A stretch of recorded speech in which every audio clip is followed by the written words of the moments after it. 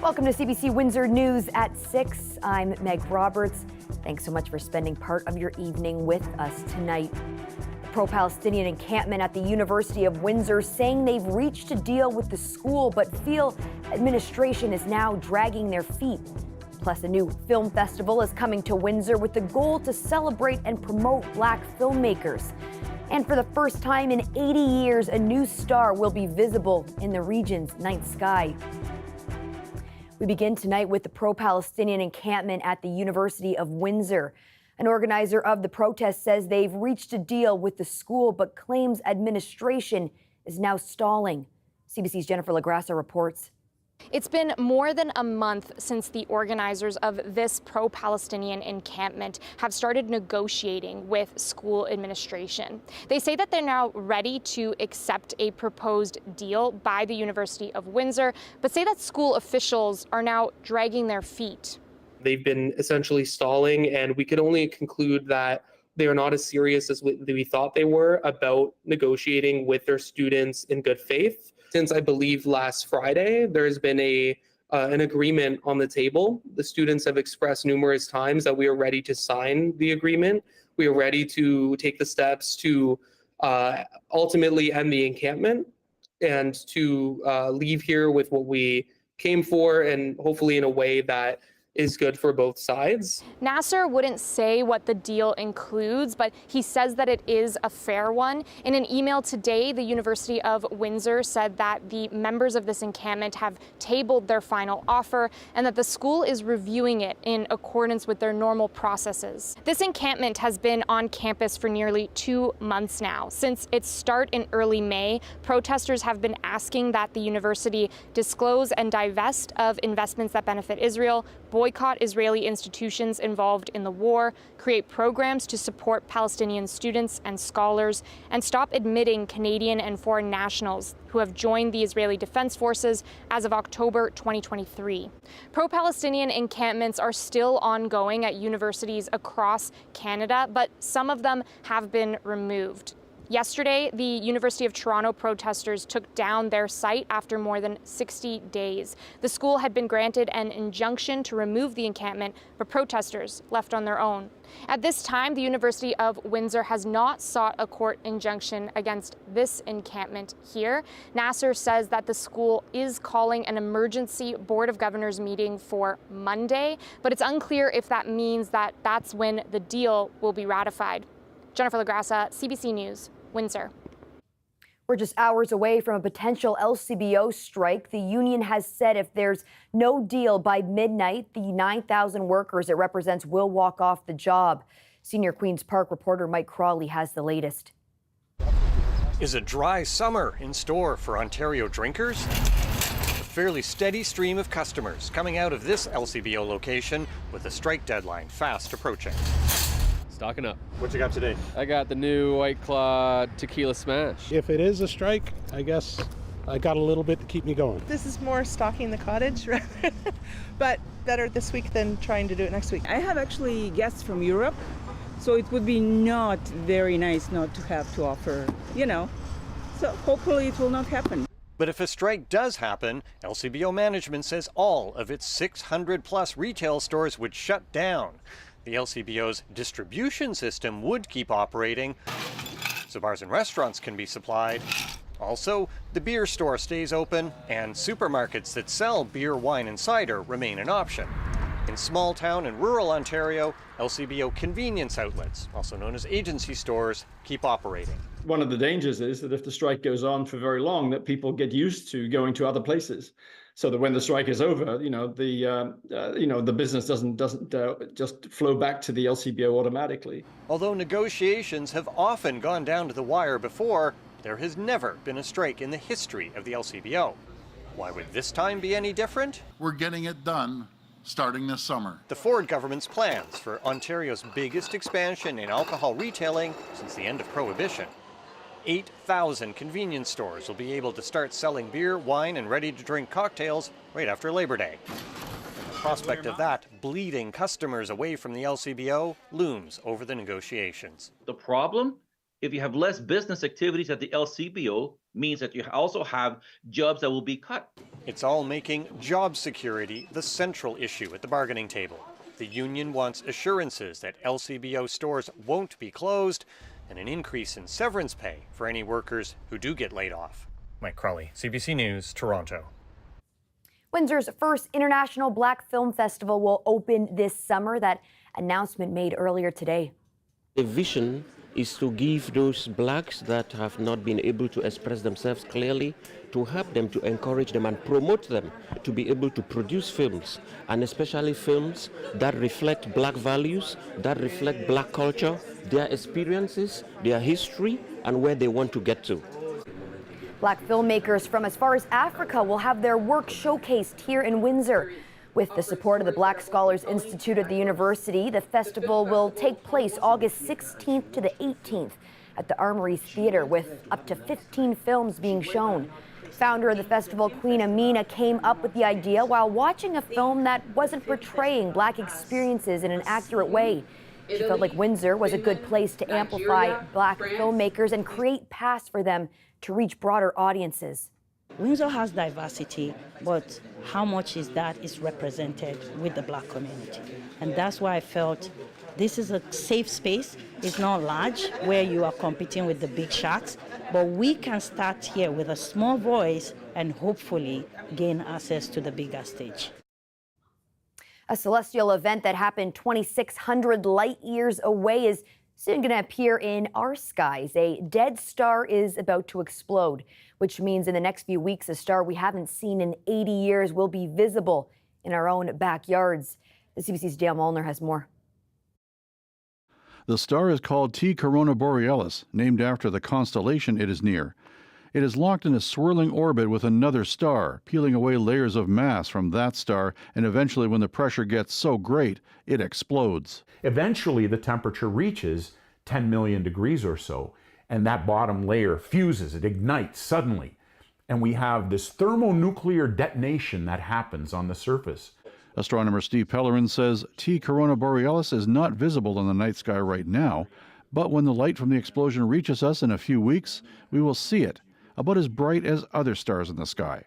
He says in order to find it, look for the last star in the handle of the Big Dipper in the western sky. And you follow that back another 1.5 times, kind of into the upper part of the eastern sky, and you'll see a small U shape or backward C shape there in the sky. That's the constellation Corona Borealis, and the new star will be just to the left of it. Pellerin says celestial events like this help inspire younger people to get involved in astronomy and fosters a whole new generation of people who care about what's going on in the cosmos. High school student Colton Pisano has been interested in astronomy since he was a child. It's always interesting to see like space events going on. I'm really looking forward to seeing it in the sky. I've heard it's going to be really interesting, so I'm looking forward to it. 8-year-old Maren Lether Williston got a telescope for Christmas. She attended a Girl Guide camp last year, which fosters interest in the cosmos. I like to look at the stars, the moon, and the planets, too. Sherilyn Koschelski runs the Girl Guide camp called Shooting for the Stars. She's holding it again this month.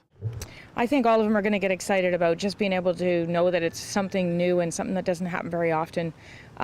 Getting a chance to see astronomy and know more about our natural space and all about space is huge. The nova will only be visible for about a week. Astronomers don't have an exact date when it will brighten. Pellerin says there are apps you can put on your phone to help you find it. Dale Molnar, CBC News, Windsor. When it comes to the best salad, well, that may be a toss-up, but one thing is undebatable. The Caesar salad is a favorite, and today the legendary mix of romaine lettuce and croutons deserves even more love because it turns 100 years old. The dish was invented by Italian immigrant Caesar Cardini on July 4th, 1924. It was served at his restaurant, Caesar's Palace in Tijuana, Mexico. Windsor chef and culinary professor Michael Jimmerfield says it's a menu staple. As to what's behind the salad's longevity, according to Jimmerfield, it's the garlic. A lot of the modern incarnations I find not garlicky enough, but I've heard a bunch of different urban legends and things that Caesar was strapped for ingredients when some Hollywood big time people showed up at the hotel after hours. So he whipped together Caesar salad, right?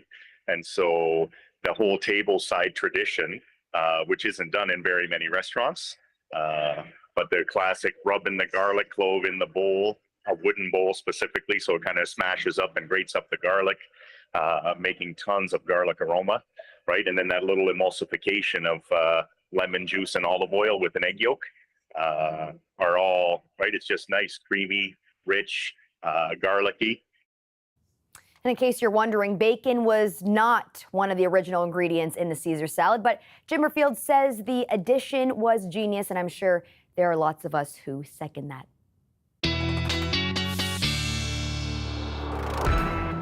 It was a steamy day here in Windsor, Essex, but we're getting pretty used to that now. Just how long will the heat and humidity stick around? Riley Lachuk has our latest weather forecast. Well, thanks, Meg. Another above-seasonal day really across the region and southern Ontario as a whole today. Look at some of the numbers from this afternoon. A couple 30s in the Niagara region, 28 in Windsor, 27 in Chatham-Kent. A bit closer in here, London getting to 28 as well, 30 in Sarnia. What did hold us back from that 30 in Windsor was this little passing shower that we saw through the late afternoon here. Kind of dampened things down a little bit as we got through the afternoon hours here.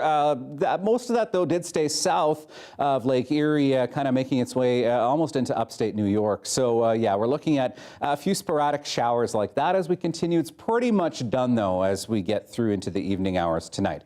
Starting Friday, a mainly sunny note once again, a few sort of high-level clouds, but it's this that I'm watching as we get into the later part of Friday here. Another system that will make its way into southern Ontario.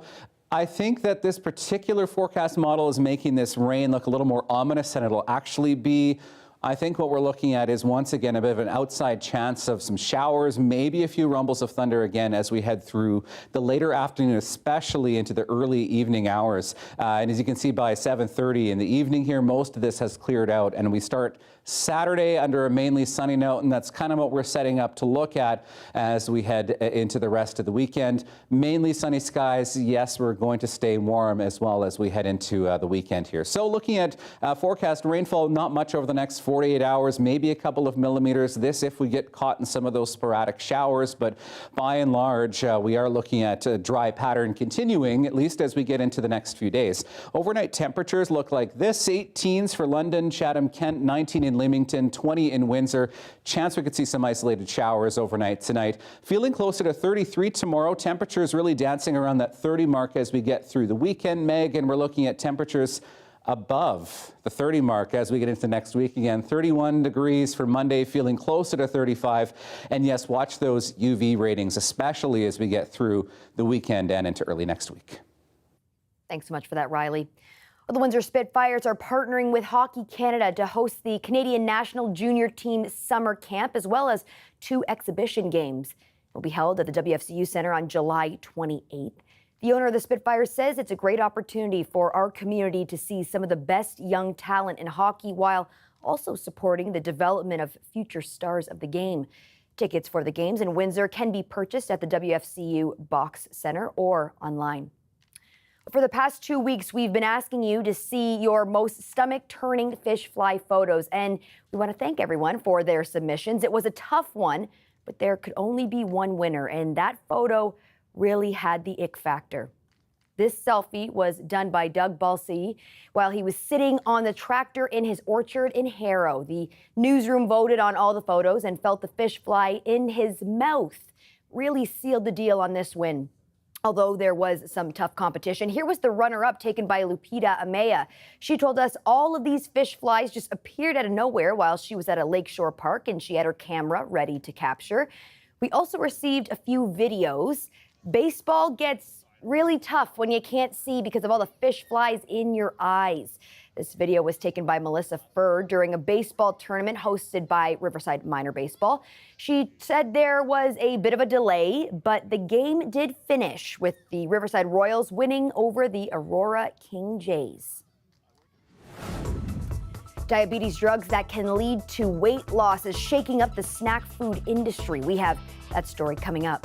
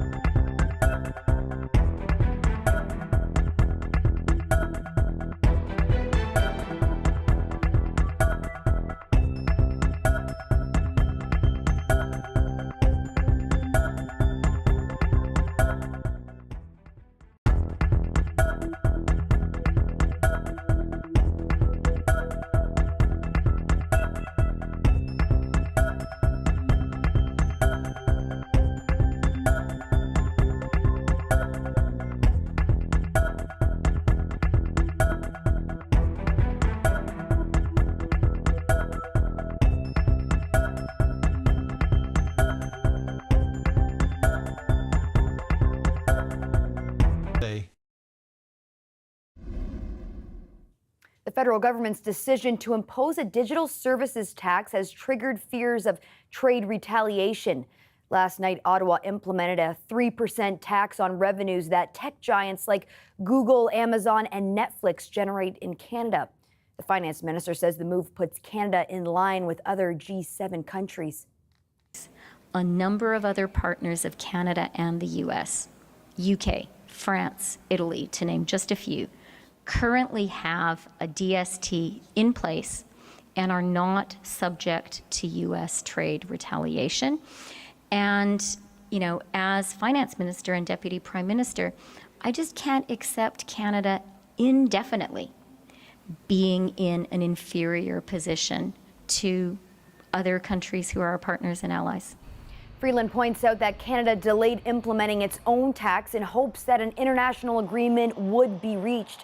However, those efforts remain stalled. The tax is retroactive to June 28th. The Parliamentary Budget Office estimates the tax will bring in more than $7 billion over 5 years. The U.S. tech industry is pressuring Washington to take action against the tax. Some Canadian groups also oppose the tax, saying it will push up costs for consumers. The growing use of medications known as GLP-1 drugs has the food industry taking notice. The drugs prescribed to help control diabetes can also help control obesity and have become popular weight loss aids. And that means millions of people aren't buying as much snack food as they used to. CBC's Nisha Patel has the details.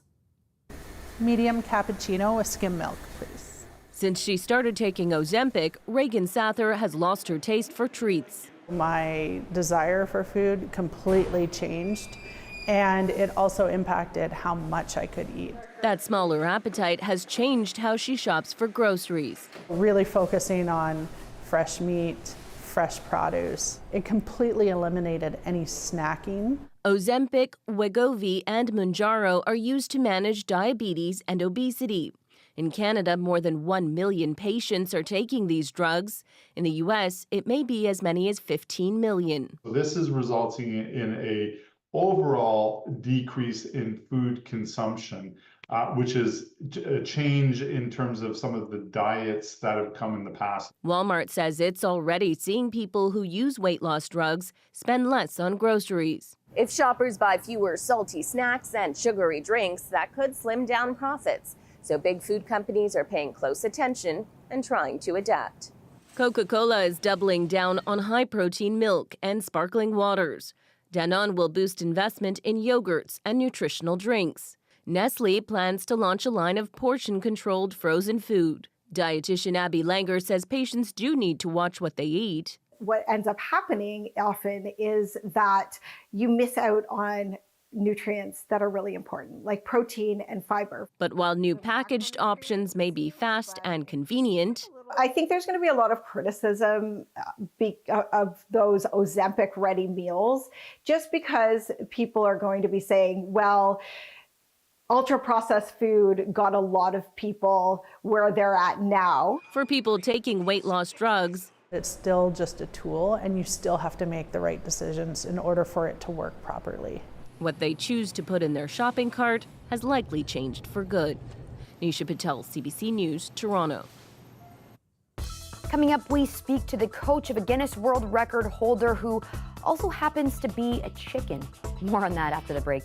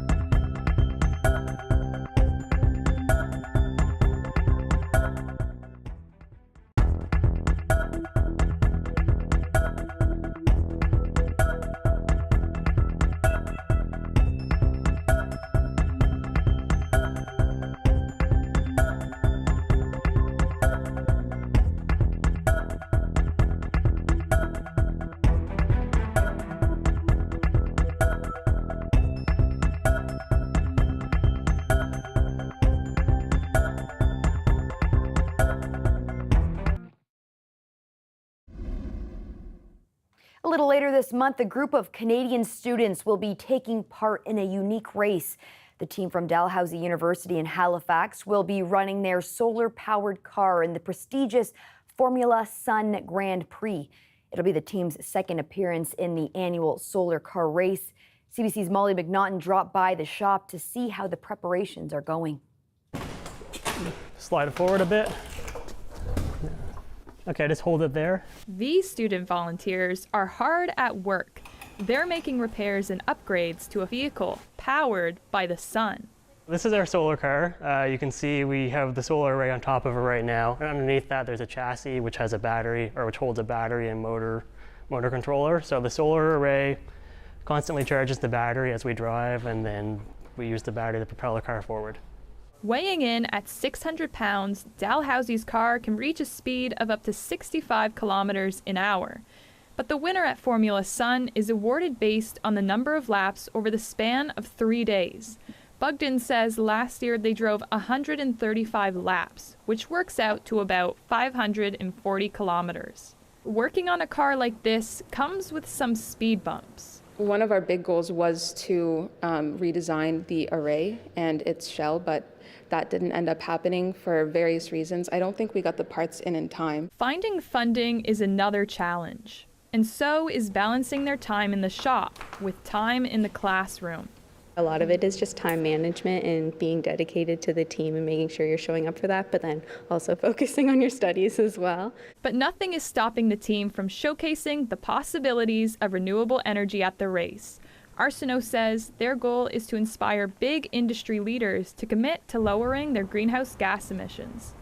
If students can make something as efficient and green as this, they can do it as well. Like, we're students, we're doing our own funding for this. They have the funding to do it as well, and they have the expertise. The race will take place at the National Corvette Museum Motorsports Park in Bowling Green, Kentucky, where 34 teams from all over North America will compete. Molly McNaughton, CBC News, Halifax. A resident of BC has just been certified a Guinness World Record holder. That's after completing a test to see how quickly she could pick out letters and other objects from a series. Not impressed? Well, bear this in mind, she's a chicken. To tell the story, here's owner and coach Emily Carrington. They're smart, a lot smarter than people think. There's a lot of official steps. They required that, first of all, the chickens get certified by a vet that they're all healthy enough.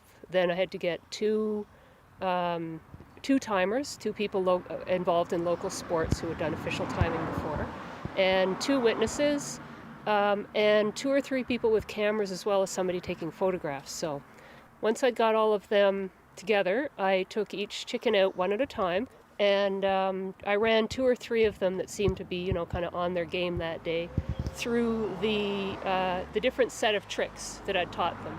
And they missed some, they got some, and Lacey was the one who got the most, so she's the one with the official record now. I've always, ever since I was a little kid, been fascinated with how animals, all different animals, think or feel.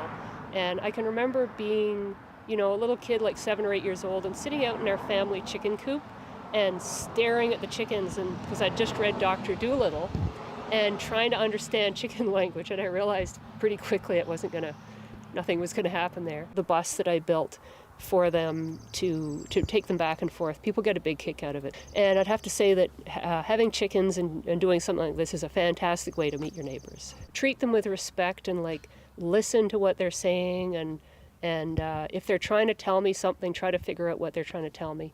And I found that really greatly increased their interactiveness with me. A lot of people have chickens as pets now, and I think they have them as pets, but they're kind of missing out on this other side. And it becomes much more rewarding way to have chickens.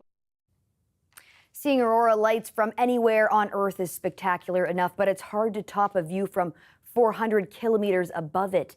This is the aurora in profile, recorded from the International Space Station. The time-lapse video shows a snaking green line parallel to the surface of the Earth. The solar activity that ignites the auroras is especially intense right now, reaching the apex this year of an 11-year cycle. Well, that's it for CBC Windsor News. Thanks so much for tuning in.